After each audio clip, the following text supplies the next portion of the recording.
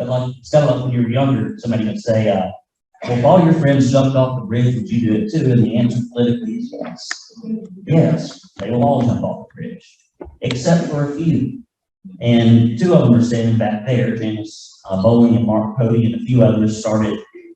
And really, Terry Lynn Weaver, it took the women, to be honest, to get up and hold the men accountable. Amen. That's right.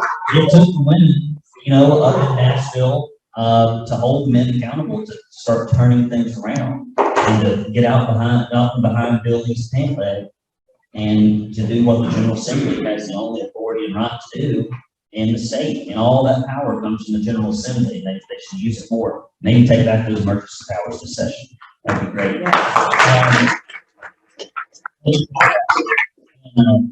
She just fights. She's not afraid. She's well informed. She's sweet. Her heart's in the right place. And takes a lot of political risk for zero reward. And it's because she stands on principle, and we're very lucky to have her. I would love to see her be, I'd love to see her be the lieutenant governor one day. We need somebody that's strong, that'll stand up. She is the Iron Lady of the Tennessee Senate. If you would make welcome Ms. Janice Bowling.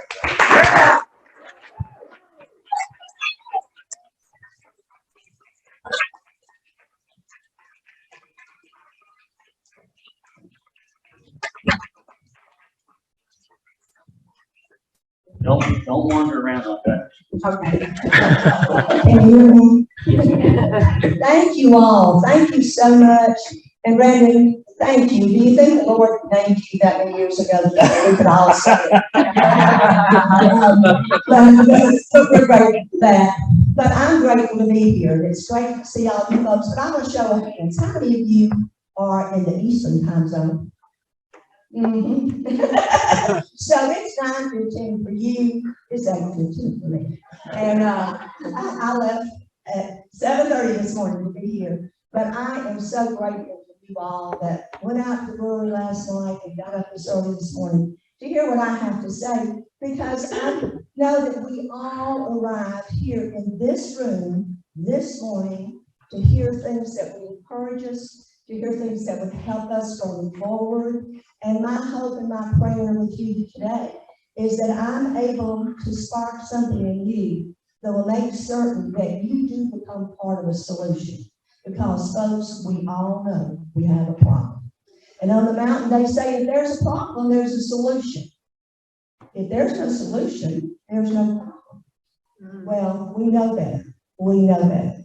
So we know that there is that problem out there, and there will be a solution, but the solution is us. It's not going to come from some thunderbolt. It might come on Resurrection Day, the thunderbolt, but right now, we are here on this earth for this purpose. Praise the Lord. And everybody shout out, you know, this is an exciting time. It's a turbulent time, and every one of us with our different lives that brought us here to this point, most of us can remember in our life, Jesus Christ became the solution to our problems. Amen. And I'm Baptist, so y'all can amen or amen or whatever. And so when Jesus Christ put things in perspective, and you realize then things about our government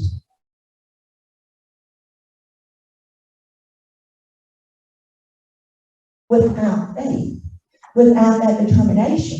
And let me just share with you real quickly what we do with our grandchildren when they turn 13. They are allowed to plan a trip anywhere in the continental United States that we will take them, just the three of us. And we will go, the first one, we're going to go to New York City to see the Mets and the Yankees play. And we did a lot of things in New York City. He's from a little town in Alabama with one flashing light. So he had his first plane trip, his first subway trip, his first everything. And it was a wonderful opportunity to be alone with him for, I think we were there 9 or 10 days. The second one wanted to go learn to snowboard in Colorado. So we expanded that and did some other things. I went to Air Force Academy and had a private tour. I was Air Force Material and community liaison, and my husband's retired Air Force Colonel. So they were very kind to set up a tour for us at the Air Force Academy, which at that time was still the Air Force Academy. Unfortunately, I've been talking to a lot of friends that are retired 3-stars, 4-stars. They are appalled. We were attending a meeting at Arnold Junior Development Complex recently, and I was sitting by a real good friend who's a retired 2-star, and he said, Janice, look, they changed the words to the Air Force fight song. You don't say, attaboy, give him a gun. You're supposed to say, come on now, or some such nonsense. You can't say, boy. And so I looked at him and I said, I still can have freedom of speech. He said, so can I. So when we started to sing that song later, he and I said, attaboy! And we did a duet like that, everyone else in their wolf words. We spoke the truth. We spoke the truth. And that's really what I'm talking about today. Truth as being foundational to our freedom, to our government, to our political freedom. So Katie Bug, that's our current 13-year-old, she chose a trip and she planned it. We gave her all kinds of books and she came to us back in the winter so we could start making reservations. And she said, Nana, this is my itinerary. And Katie is very smart and she reads, and she's a very sweet, kind, serious young lady. And I said, well, Katie, let me see. And I started looking at it. It was an excellent itinerary. And I said, Katie, this is really good, but usually we're gone 9, 10, 12 days. And this looks like it could take a little bit longer than that. Now, approximately 32 days. I said, well, Katie, we're just going to discuss this a little bit. Let's see what you really, really, really want to do and see what we can work around and see what your objectives are. And we were able to get it down to 15 days. But Katie Bug, we started out in Williamsburg. Then we went to D.C. and had some private tours in D.C. and ate in the members' dining room. And she was just, real. Then we went to Philadelphia. And when the guide was asking questions, the startling thing was many adults did not know the answers. Katie knew the answer because Katie loves to read. And she loves history, and she loves our heritage. So we traveled, and her goal was to get 6 states as she could, and so we ended up getting 13 states and Canada. We were illegal there for a few minutes. All they have is orange posts, and we went up to a library where you're supposed to be able to walk into Canada. Well, they had sent letters, but you have to show your vaccination before you can cross inside that building into Canada. And we said, well, thank you so much. We won't be coming to your library. And so we were there, but my husband took Katie around the front of the library. They were taking pictures. And I was sitting in the car and I saw, if they can cross over there, we're in the parking lot, we can cross over here. The line doesn't stop inside the building. So anyway, then we looked and saw the orange post. So we went and we stepped over and had our picture made in Canada. So Katie got 13 states plus Canada. And then I said, she did not have a shot, or will she have a shot?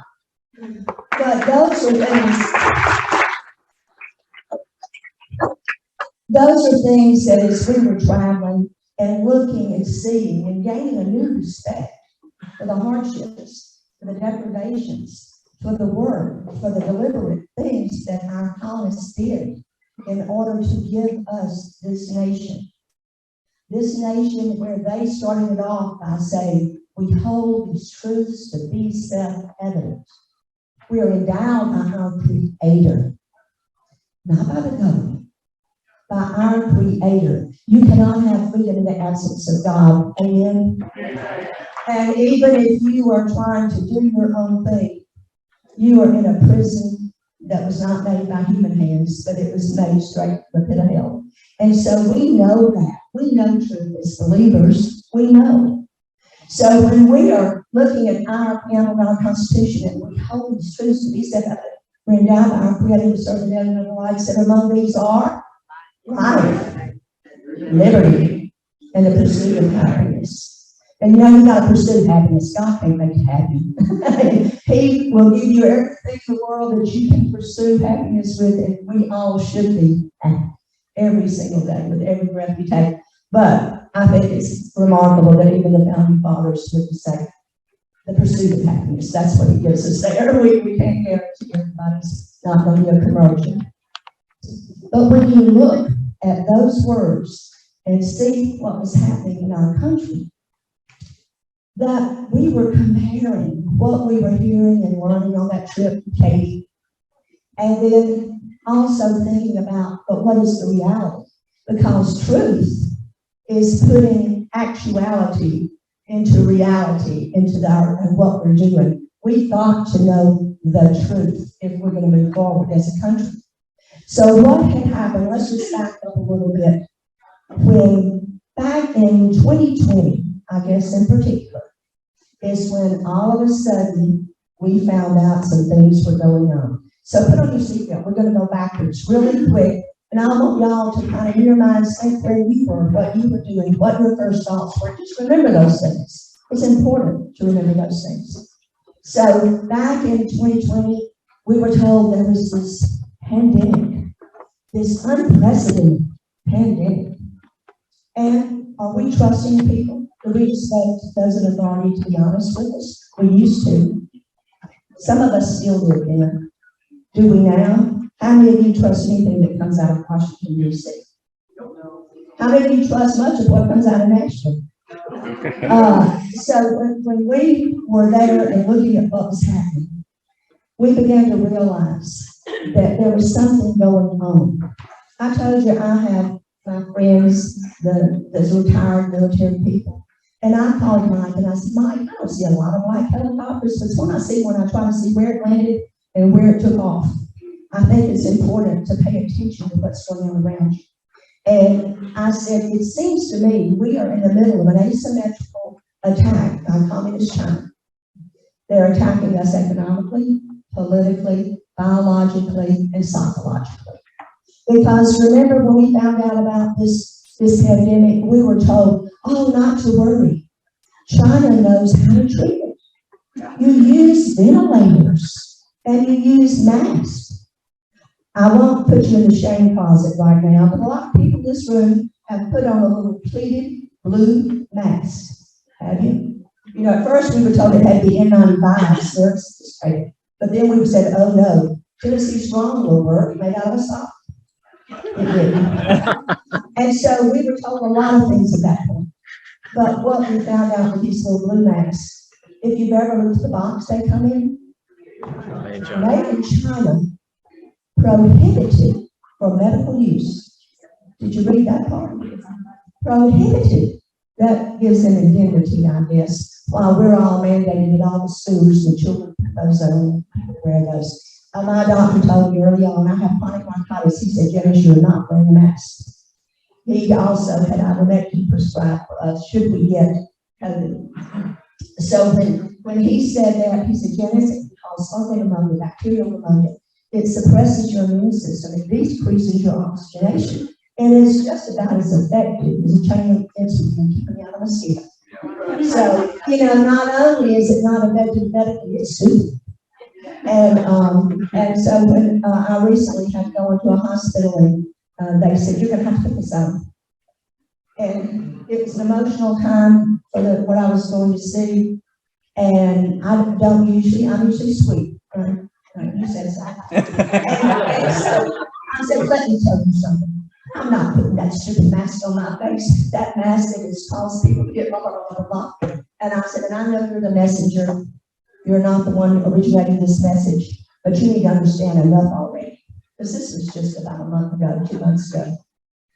And she said, would you try the shield? And I said, I've never worn one of those, and I'll put it on. If I can breathe, I'll wear it, just to suit you. But if I can't breathe, it's off too. And she said, yes, ma'am. And so, but I would not normally have made a scene. But those poor nurses are being required to wear them now. 12-hour shifts in a medical institution, and that's what I told her to. I said, this is part of Vanderbilt, so much for Vanderbilt. I said, if you don't have enough sense then to put your people through this, when that pandemic and scandemic is long over, you need to get with the program. And so she said, because they're victims. They are victims. It was a sad thing.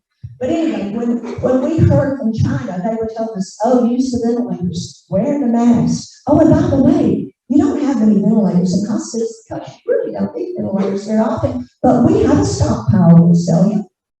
So not only did we find out that the virus came from Wuhan, China in October of 2019, hence COVID-19, that we learned that they then were prepared, working, in my opinion, with deep state, to drag us down this road of political, economic, environmental, biological warfare. They thought we would be compliant. Surprise. We can think. When you know the truth, truth resonates back when something is truthful. When you don't get a good resonance from something, you start looking at it. You start investigating. God made us that way. It is who we are and what we are when we're filled with the Spirit of the living God. So when we were there and looking and thinking, wait a minute, the man that was the father of ventilators in America went to New York in April of 2020 and to help. He was retired, living in Connecticut. And he said, wait, you're killing them with these ventilators. You got to get them off the ventilators. Give them warm oxygen. Treat them like they have altitude sickness. And treat them. Don't just put them on a ventilator and stick them in a room and give them remdesivir. You know, Pastor, remdesivir dispatch. And they proved that summer, they said, now, remdesivir turned out not to be so good. We need to not use remdesivir. It's destroying kidneys. And then that caused the whole body, when you got them on a ventilator, to shut down, one organ after another. People were killed. And the medical industry knew better. And they were paid extra, though. And we got the records, we got the numbers. It is the most horrific thing. I can't even cope with it. But when we were looking at that and then realizing, so they were telling us to do this, but the Lord and common sense and the way He built us was telling us, don't do that. There's treatment. You ever heard, excuse me, of Dr. Peter McCullough, Dr. Ryan Cole, Dr. Robert Malone? Did you know that on August the 18th of last year, we had Dr. Ryan Carey in Nashville at Cordell Hall for a meeting with a Zoom session on big screen TV with Dr. McCullough and Dr. Malone. Did y'all hear about that? Mm-hmm. You didn't, some of you did. Very few heard, because leadership said, you can't do that. That's a violation of Sunshine Law. I said, I was an alderman for 15 years. This is not a violation of Sunshine Law. This is not in a group that can come to an agreement. We are the House and the Senate. I invited some of the members. I said, we can be there, but we're bicameral, so our Constitution and our law exempts us from the Sunshine Law. Did you know that? Of course, you should have figured it, but we weren't subject to the Sunshine Law. The court was trying to intimidate us to say we couldn't have us people and have others say, we haven't. We did not invite the media. We invited select people in the media. But this was a private time for people to learn. This was a break at 7 o'clock in the morning, and we were doing that, and we learned a lot. And some of the men who came from GovOps, and Mark and I are on GovOps together. Thank you for being here today. He brings a lot of energy to it. Did you notice? and so he is one of the champions in Nashville. So he was there and others, and we were learning so much about what had been told us that was wrong and what was right. And the most important thing is you can treat it. It was treatable with ivermectin, with hydroxychloroquine, with budesonide. Dr. Bartlett out of Texas, pulmonologist, started treating his patients from children to adults. And only those children were getting it because they had comorbidities. But you know what the chance of children getting COVID? It's statistically zero. And they were wanting, and still are doing in Tennessee, spending millions of our dollars to market the shot. Even now. Folks, we've got work to do. We've got work to do. And it can't just be Mark, me. It can't be just a few of us. It has to be all of us. And we all have a sphere of influence. We all have people we can talk to. We all have noise we can make, and we can get things done, and we can get things said. And sometimes it's it's not just praying, but sometimes most people do is pray for some of us that are on the front line. So when we went back and I was thinking about, we're here today because of what we've all corporately been through over the last 2 years. We're wanting to feel more secure. And we learned as we were going through the colonies now what Ben Franklin said. If a man would trade essential liberty to purchase a small amount of security, he deserves neither liberty nor security. And folks, we were told, if you'll just shut down for 2 weeks, that'll flatten the curve and we'll be good. And I serve 7 rural counties, and they're mountainous counties, and they don't mess around. And so they were willing to kind of stay in for 2 weeks. But then we realized, wait a minute, this makes no sense. They're wanting us to get tested for asymptomatic. They're bringing in all these tests from China. There were all of this, and I'm thinking, I don't want that stuck in my nose. From China? I don't want the little blue mask.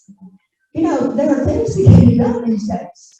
And so, not that I'm a distrustful person, I'm a very trusted person, but not when it came to this, because when someone violates that trust, they got to earn the respect again. I don't automatically trust or respect anyone that has violated that flagrantly and blatantly. So when we were going there, September the 16th of last year, I did all I could do. I had a rally on the steps. Did you hear about that? It was down in Nashville, and it was a rally to have a special session because they wouldn't let us even countenance anything during 2020. So when we came around to this, I thought we've got to have a special session because on September the 9th, 8th or 9th, I can't remember exactly, remember the president, the fraudulent man that's in a mock-up of the Oval Office or wherever he is, when he paraded there and told us he was getting impatient with us. Yeah. Don't you remember? It sent chills down there. And if there was a way to transport through the screen at that point, he wouldn't still be there. There were too many folks that were incensed. How dare he talk to us? He's a public servant, but he talks and acts like a tyrant when he's allowed to talk. But he, as you know, is not in the man making any decisions, and that's pathetic. My mother had Alzheimer's. I don't think he has Alzheimer's. I think he just has dementia. And he also has a hard time distinguishing between truth and lies. So we know what double-mindedness comes from. And so he thinks because he tells us he'll believe him. And he thinks that he just doesn't know the difference. He has been lying for 15 years. 30 or 40. Over 50 years. Now, did I say 15? 50. Thank you. Over 50 years, he has lied and maneuvered his way. And you'll go back and you'll see, who really worked against Robert Ford, who was being considered Joe Biden. He has been there keeping people off the Supreme Court. He has been fighting the fight. And speaking of Robert Ford, because as we're looking at all this stuff, have you ever read, and I know you have, because you told me so in Williamson County, slouching towards Gomorrah. Okay. He said there are 3 things that are going to destroy our country, and this was a quarter of a century ago. There are 3 things. It's going to be multiculturalism that will go into multisexualism. Now, tell me somebody, can you quote the Bible? In the beginning, and he created man, and he created woman. And you know what? Everybody in this room is sitting here because a man and a woman got together. I mean, is that a shock to you? Do you think that you did some sort of, you were not birthed of a virgin? Let's just put it that way. There was one. There was one. But the rest of us, it's a man and a woman. And that's for generations. And that's for families. And that's for the things that God put in order. So Robert Ward said that multiculturalism, and how many races are there? And it's the human race. Are there tribes and nations? Mm-hmm. But genetically, we're all kin. Get over it. You know, and I have friends who were Black, Christian, good, long-time friends. And recently they said, well, you can't understand us because you have white privilege. I was shocked. These have been friends for years. And I said, what are you talking about? I said, we are brother and sister. And if Jesus Christ can't help you and solve that issue in your mind, I sure can't. You got a bigger problem than I can solve.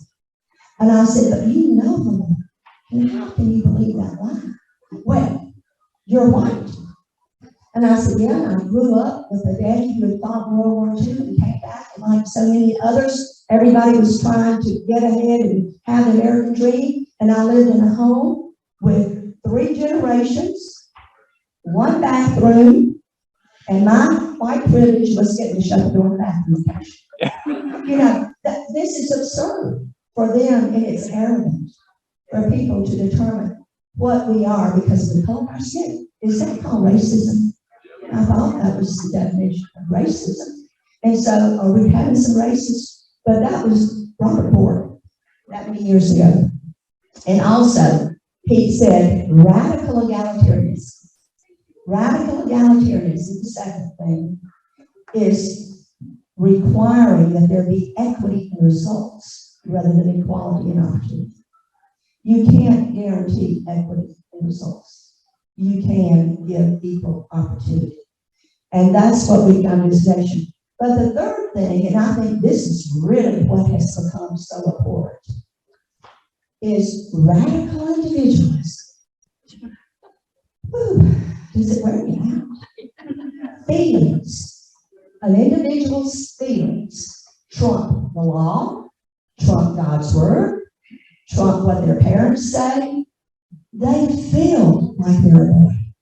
I had 3 young people come into my office when we were voting to say that there could not be boys going into girls' bathrooms in school. And now I'm sorry to tell you, in Tennessee, girls are going into boys' bathrooms and sitting on the urinal. And the boys are coming in. And I've tried to do all I can do. We also have now some girls who think she's a cat. And she just demanded a litter box. And they're providing her with a litter box. This is in Tennessee, your tax dollars work. And so when I was thinking about those things, though, and looking at Bork's 3 things, I'm thinking, all of this goes back to what we're talking truth. When you know the truth, you know that's not a boy. It was a lovely young girl. She was kind of dressed like a boy. Now, I got a nasty email that said, how dare you work against trans people when you've got a butch haircut? And I went to my husband and I said, because I think he's one of the people in the world that really likes short hair. He's not even short. But I thought, I was just saying like nasty.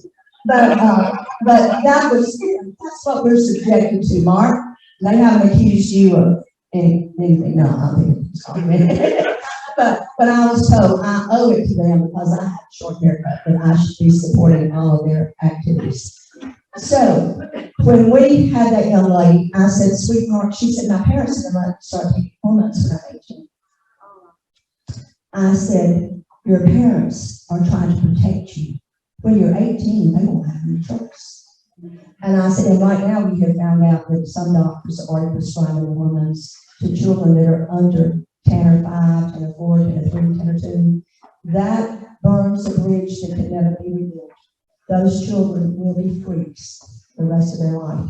0.04% of the people might be born with a hormonal issue. All of these children are being groomed and they're being led down this path, and they're being told in our schools that they don't have to decide what year they're on to their 15. So this young lady, I told her, I said, no, sweetheart, your parents love you to keep you from doing it and hoping that you'll come to your senses by the time you're 18.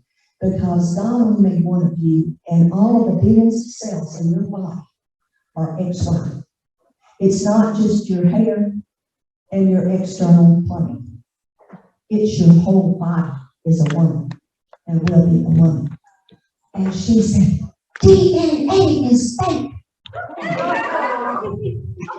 I said, and who told you that? We learned it. It is fake. I said, no, sweetheart. I said, DNA is settled science. And don't tell the farmer it's fake, because he's going to plant corn this spring. He'll be shocked if oak trees come up in the fall. And she looked at me and I said, sweetheart, I'm going to vote for the bill that says there cannot be the confusion for all the other children. If a boy wants to go into a girl's bathroom, a girl wants to go into a boy's bathroom. And then the young man that was sitting there that had the long hair, his shirt kind of open and a necklace on, he was president of GLSEN. You know what GLSEN is? And I didn't. And I said, sweetheart, what's that? He said, gay and lesbian students or whatever. And I said, you're a boy. And he said, yes, ma'am. And I said, but you want to be a girl? He said, I think I am a boy. And I said, so you're a boy who thinks you're a girl and you want to have relations. So you're going to, in a minute, find yourself coming and going. You're not going to be sure who you're having relations with because you don't remember what you are at the moment. I said, this is sad, and you've got to break the cycle. But those were things that we were going on, and we had a former governor who killed that bill. And so we are having to fight in a lot of ways that former governor right now because he has great influence over this governor. And for any of you that can say amen to that, like, you know, I mean, it's sad, it's tragic, but it's true. So we were going along though, and we were hearing all these things, and things were happening with us. And we were looking not only at these attacks against our paternal rights, our maternal rights, our children. The state, a former lady in the Department of Health, was trying to say that the state could determine if the children got shot down to the age of 13 without parental knowledge or consent. We're in GovOps together. Did she get fired? That was a miracle. I was shocked that she got fired. Then she went back to D.C., but her husband was on the Williams County School Board. Good vote. That was sarcastic. My husband said it's not nice to be sarcastic. That's your flesh. Sorry. But anyway, that person was spending your tax dollars, millions and millions, on different media sites and whatever to get the children to think they needed a shot, and that would be they were taking care of their friends if they got the shot. The shot, Dr. Robert Malone, should never have been used for a quote-unquote vaccination. The fact is, it's not being used for vaccination. This is not a vaccination. Everybody, raise your hand. This is a prophylactic at best. But the prophylactic we use is quercetin, D3, C, zinc. I mean, you do the vitamins. We studied. We took responsibility for our health. But it went from just a suggestion that you have a shot to mandates. And in Tennessee, so I tried to get a meeting so that we would have a special session. The governor had already called a special session for October the 18th. Who knows what that special session is for? Corporate welfare. More than corporate welfare, because I was talking to some friends who voted for it. And I said, how could you vote for the Green New Deal with a woke international corporation that is run by UAW, the most corrupt union ever, and we're going to give them $1 billion of our tax dollars and $250 million worth of land and a $40 million TCAP that we will pay for every year, the operation of, for whatever they want. And we created a committee that has unilateral authority they're supposed to be helping to develop the extra 500 acres on that 2,000 acre plot because we gave 1,500 of it to Ford. They are going to be creating, I'm not sure what, because the committee appointed by the governor has unilateral authority to enter into contracts, to exit contracts, to change the amounts of the monies in the contracts, and from Memphis to Mountain City, eminent domain. Are you scared? Yeah. You should be. You should be. And when I said that to some friends who had voted for it, they said, why didn't you tell me that before? And I said, because I thought you had sense. And I did, but when it was pushed on us, it was dressed up, they put lipstick on that pig. I mean, it was the best thing ever for the Memphis mega site. It wasn't a Memphis mega site, it's a West Tennessee mega site, it's 50 miles from Memphis. And illegally, it's the West Tennessee mega site, but they changed it politically. That would make it more necessary that we are showing Memphis that we're going to give jobs for them. These jobs were put in an area where that was the only part of the state that had a decreased population. We will get the Rust Belt coming straight down and fill up that part of Tennessee in Haywood County. And God bless Haywood County. They'll never be the same. I mean, that's home to a lot of people. And home is home. But when you get all this coming in, it's going to be sad. But when you go and you still don't have water and sewer, and you're calling it a mega site, I would submit to you that it's an electrified cow pasture with walking trails. That's not a mega site. You don't have power, water, and sewer. Those are essential. Those are essential. So as we were going along, though, and trying to make sense of what was going on, to get back to truth in Tennessee, one of the things we did have that special session, October 27th last year, and in that special session, we accomplished a few things. I already been able to pass a bill that would not allow any governmental agency to mandate the shot or a vaccine passport. Now, we had to fight to get that. Gary Humble worked hard, and Tennessee stands.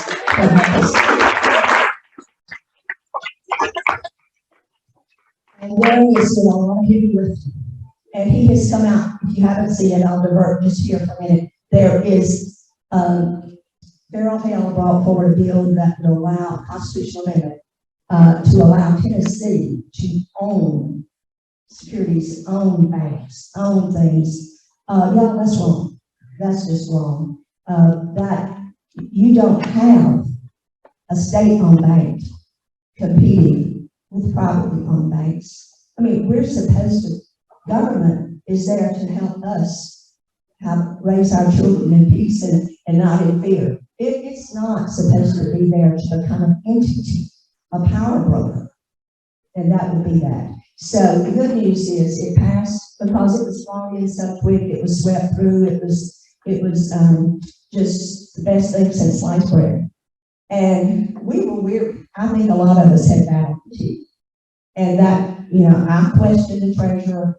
He gave me answers. This is an important thing to remember as you enter into politics or you're talking to your politicians. You can't get the right answer if you don't ask the right question. You've got to know what the right question is. Is this a legitimate function of government? Is always the right question. That's the first question. It's not, do we have enough money to do this? Will Ford come to Tennessee if we give them the land and give them control over all that area and give them a TCAT? And just to put icing on the cake, give them $1 billion cash.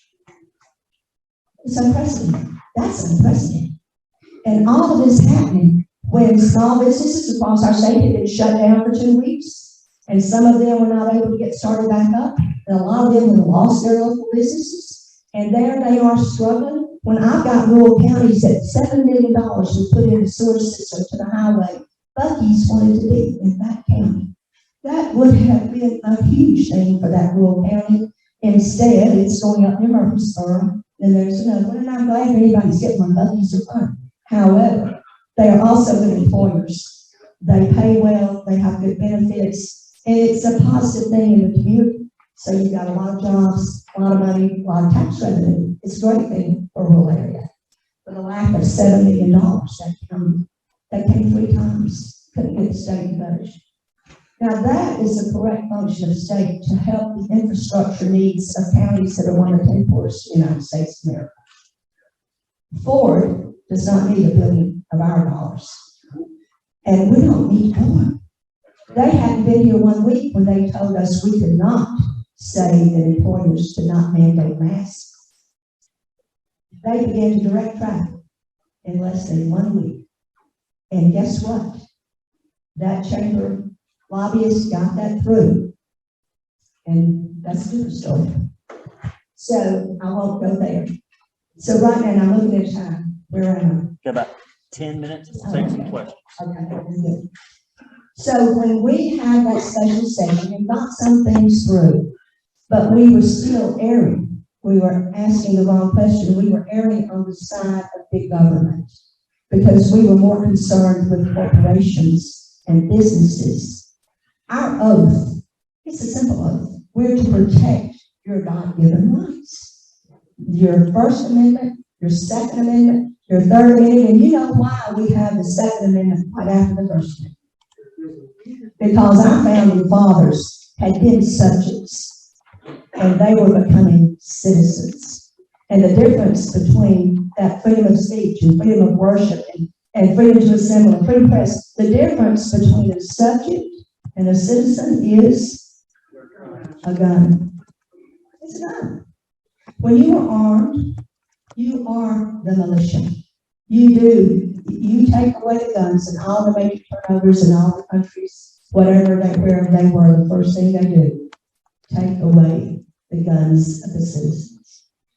And folks, they're trying right now, as we see in D.C. And a lot of the fake news that's coming out of D.C., and let's just get real quick on this, the Inflation Reduction Act. And tell me in concert, what was that act? What was it really? Just the pig, they dress it up, put some more lipstick on it, but it was the same old BBB, Build Back Better. Green New Deal. It's the Green New Deal. Do you know what that's going to do to our energy costs? You know what that's going to do to all of our businesses and everything, the inflation? That is going to spiral inflation. And I was told that Bill Gates met with Manchin. And I don't know what the promise was, don't know what the takeaway. He's been in Tennessee, you know. Yes. And that's a lot of the problem right there. He's been a lot of places, and he spreads mischief. It's not mischief, it's demonic. He thinks he's God. His name is on board. He and Margaret Sanger were there to eliminate the weeds. Folks, if we're believers, we're weeds. They particularly were after dark-skinned people. They are racist. He is an evil person with tremendous aspirations to create his one world government. And I guess he wants to be crowned. I don't know what his future holds. Well, I do know what his future holds, and it's not pretty. It's not pretty. So we do know that in short of a miracle of salvation and repentance and turning, I had a young man say, I won't say who, but he said, Nana, you know, Fauci and Biden are evil. And I said, yes, sir, they are. He said, I know what the Bible says about vengeance. He said, but I'm praying God has a hot place in hell for those two. 10 years old. I said, a 10-year-old can figure it out. But why should a precious 10-year-old be having to consider those things and deliberate in his mind? And you wanted to bounce it off Nana to see, you know, I know about vengeance, Nana, but is it okay if I do this? And I said, JC, the Lord knows your heart. The Lord knows your heart. And the Lord knows what those men are doing. And the Lord knows what they're doing is very, very evil. And they will have to repent, or they will have a hot place in hell. And so that's something that you don't say lightly, because it's our children, it's our grandchildren. And it's going to take us in this room. Mark and I are there. We're there, Rosie Powers, he's there. We're doing all we can do. We need your voices. We need your prayers. We need your influence. And you all have influence. And we've got to help elect people who love our state and recognize that the questions have to be about, is it taking away personal liberty is it growing the state? We don't need the state owning banks. We don't need the state giving huge amounts of money to the people there. We do not need that. We've got to make certain that the state stays in its lane. Were you shocked the last week of session that the governor said we should give the Titans $750 million? I'm not over it yet. I said, wait a minute, we just helped a woke company in West Tennessee, and now we're going to do a woke NFL, privately owned business there. How can you possibly do that? How can you possibly do that? And it passed. It passed. It was our civic duty. It was an abomination.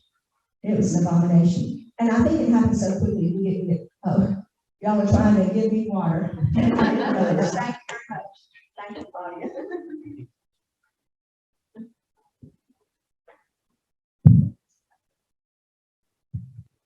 So when we spend our time giving away your money, that's corporate welfare. We're picking and choosing the winners and losers. We're giving to this one and not giving to that one. An Oshkosh truck company, as I just read, coming into Rutherford County. That's what they need in Rutherford County, because they've got unemployed people all over the place. That's, you can't get people to work. Everybody, what is our unemployment right now, 2-3%? I mean, it's down because all the people who will work are working. And we desperately need people to work, but then we have a president that printed up money and sent out checks, and people thought, gee, this is nice. It was nice for a couple of weeks, but we need workers, and they are forcing up the minimum wage. And I'm hearing a lot of people, Cordell Hull, they're getting out of Dodge because they can get paid more for the nurse. I mean, our salaries, and this is irrelevant, but a lot of people think we're just sitting up there and wasting their money. We're not the ones wasting your money. And we're up there. How much does a state senator make?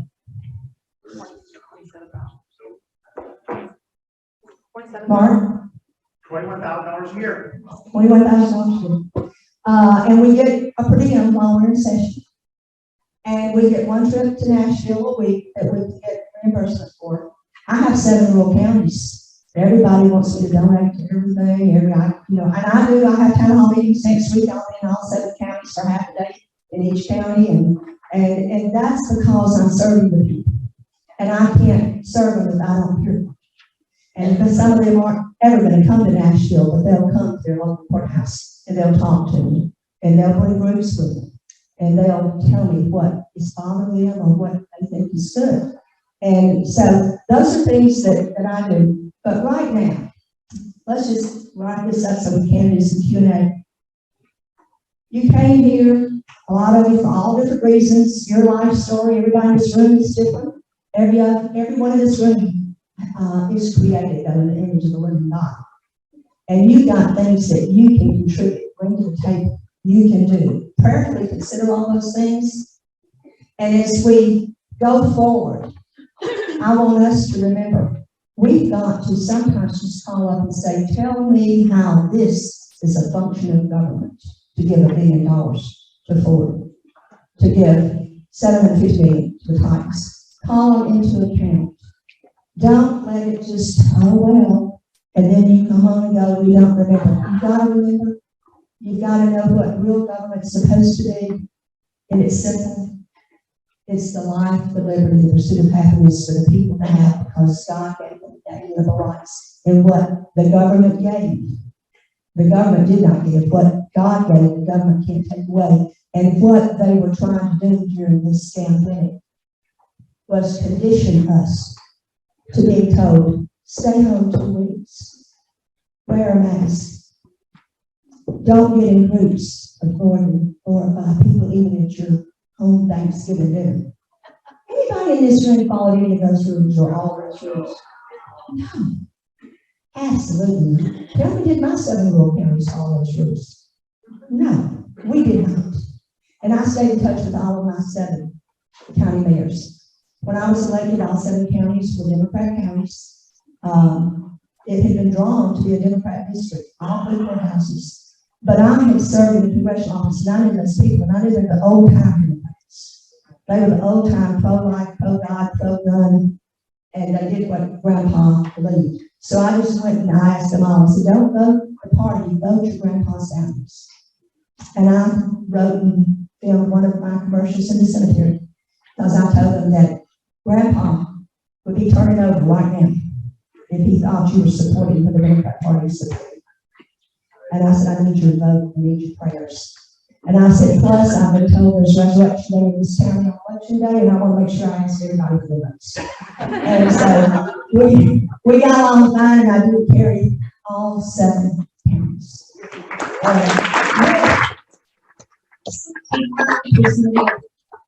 And now the ones that were the most rural, I'm carrying with 80+% of the vote.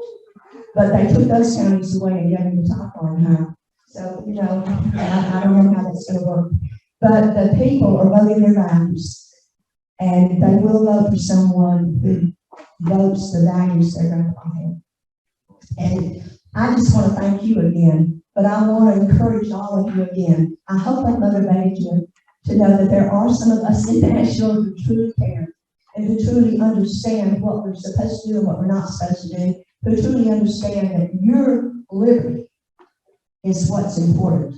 And we will not participate, and I'm speaking for a lot of them, we will not participate in a government that is trying to incrementally boil the frog. Take away this liberty, and this liberty, and this little thing, and make your children wear masks. We can't go down that road. That is a slippery slope. And they're not concerned about your security. As Ben Franklin's warned us, they're concerned about you having liberty when they want control. So thank you for letting me come, and I'm glad to answer your questions.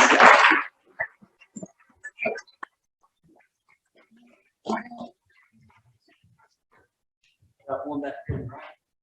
Yes. If you would take the mic so the folks that aren't here can hear. Go ahead. Thank you for speaking, and thank you for.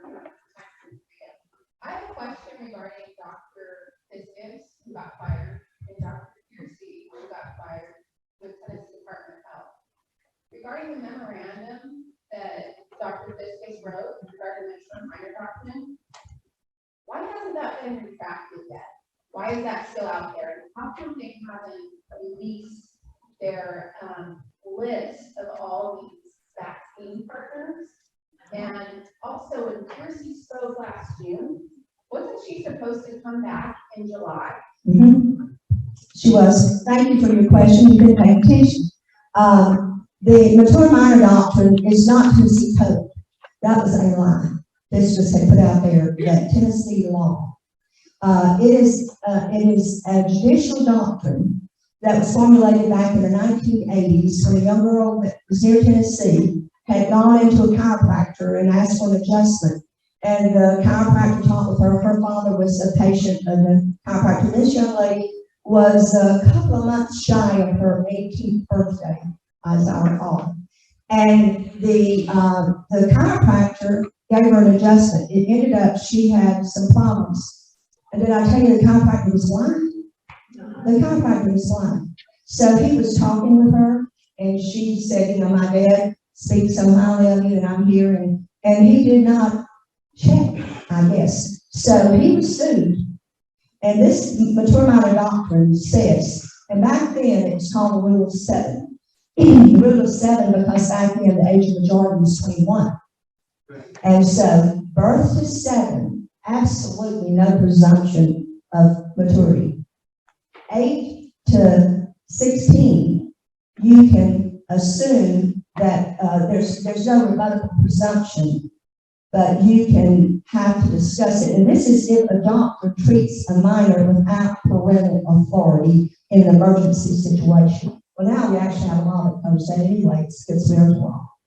So if someone needed to be treated in an emergency situation, you know, a doctor would have to use his judgment. That would be emergency. It wouldn't be shots. It wouldn't be any of that. And then from, so 14 up to 21, 15 to 21, then there was a rebuttable presumption of maturity. And that meant only in that age bracket, which really now is 15 to 18, could a doctor treat it and even have a rebuttable presumption in court.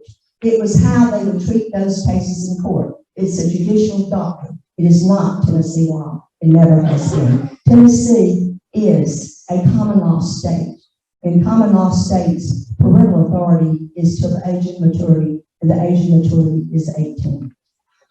The Department of Health has gotten waivers, which we're trying to take away, that says that they can treat them for drugs without parental knowledge consent. They can give them birth control without parental knowledge consent. And at one time, they were providing abortions. They're not doing that anymore. So, but thank you for that question. God bless you, Senator Bowling, and you are a true American. Thank you.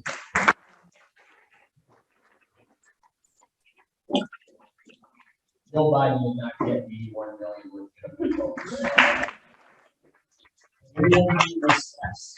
The source of all our mess is because of the election. When are we going to get paper ballots? And secondly, we would be swearing in Gary Humble if the primaries were closed and if allowed.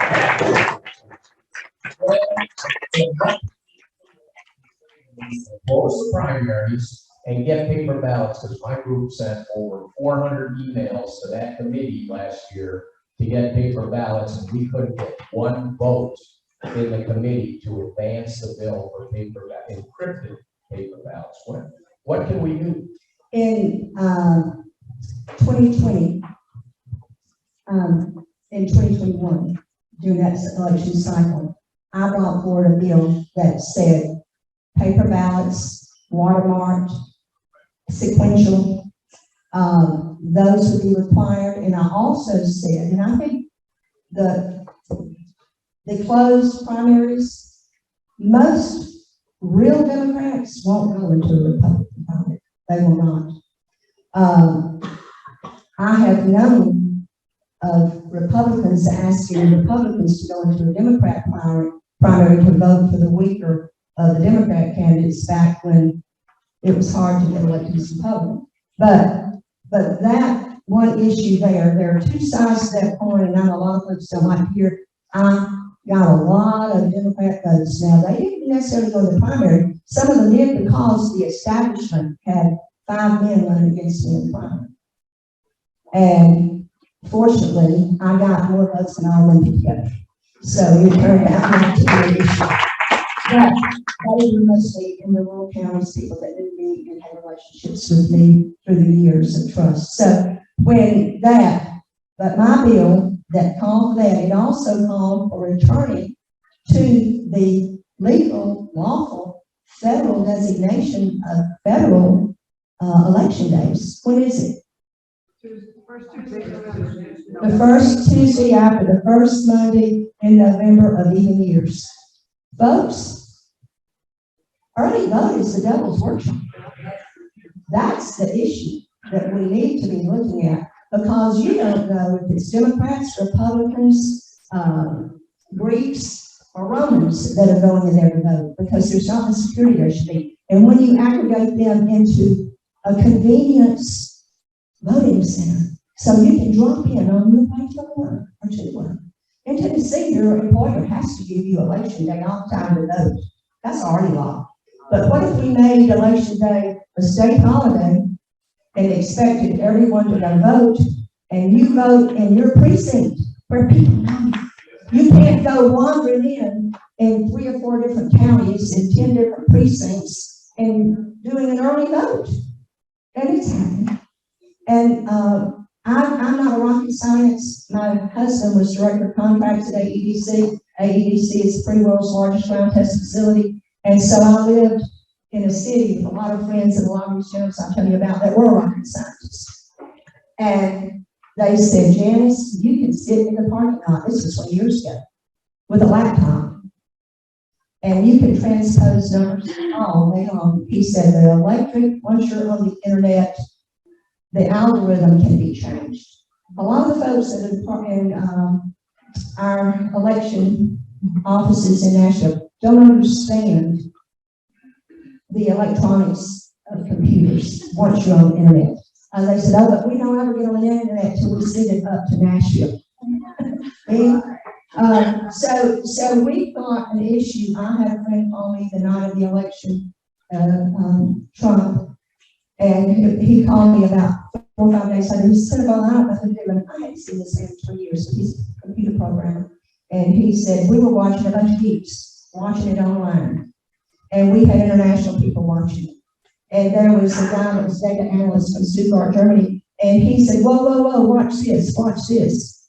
This is an algorithm. This is not organic. And it was taking and switching, take and switch. And they saw it because they knew what to look for. And he said, could you please help? I can get you some of the calls, I can get you some of the screenshots or whatever. I got it to Trump's people, one person that I knew that was down the totem pole. I tried to give it to our state. I tried to give it to some others. They didn't want to hear it. So, yes, we got to election day, paper ballots. Gee, what a novel idea. I think Frank's has that now. Let's follow Frank's. Yes, ma'am. We gotta cut it. We're never gonna get Alex already. We gotta keep the trains running on time for people. So, if I could, we're gonna give Senator Bowling a big round of applause.